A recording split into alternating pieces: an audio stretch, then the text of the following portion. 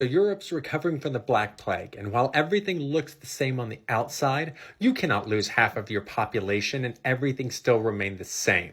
While these changes might seem insignificant or temporary at first, some even try to ignore them altogether. It will fundamentally change how Europe operates, and the rest of the world will bear those consequences. Come on. So the plague has knocked down so many metaphorical dominoes, it's hard to follow them all. But for the moment, we're following the money. In particular, losing up to half of your labor force in a very short amount of time. Now, Europe is not a moneyed economy at the time. Instead of exchanging your labor for wages, you exchange it for protection. Initially from Viking raids, eventually devolves into an extortion system where the protectors are protecting you from themselves, that masquerades as an economy. And part of this deal is you were tied to the land.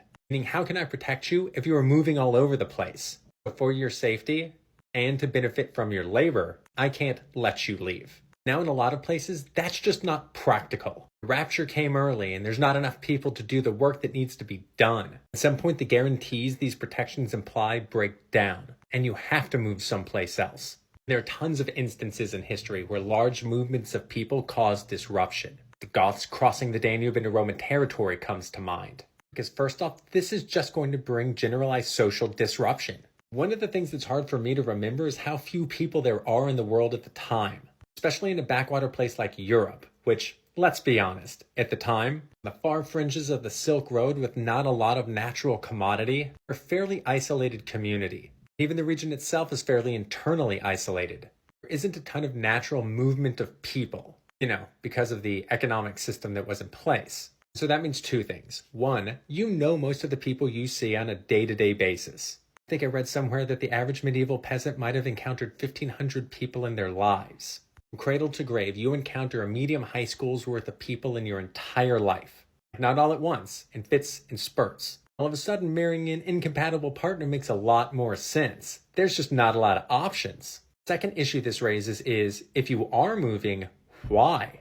It means relocating to a place where you don't know anybody or have any resources. Usually people with options don't do that. Usually people run out of options because something went wrong.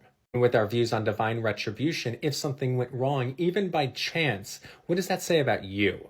Are you going to bring God's wrath to us? Or the wrath of the noble that you are running from? Because after all, in our economic system, if you leave his land without his permission, you are in fact stealing his labor and also violating your place in God's universe. Big no-no, motherfucker. Because these pockets were so insulated, there was nothing akin to national identity. The idea of being French or German is a couple of hundred years away. What does being a member of the Holy Roman Empire even mean?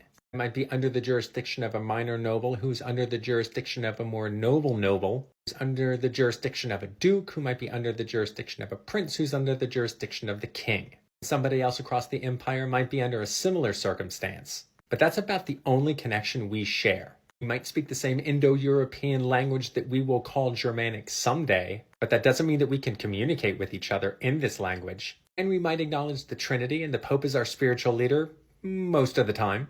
So you might call yourselves Christians, but your regional syncretic variation might be wildly different. And so sure, you both might be members of the Holy Roman Empire. But that doesn't come with some sort of implied loyalty.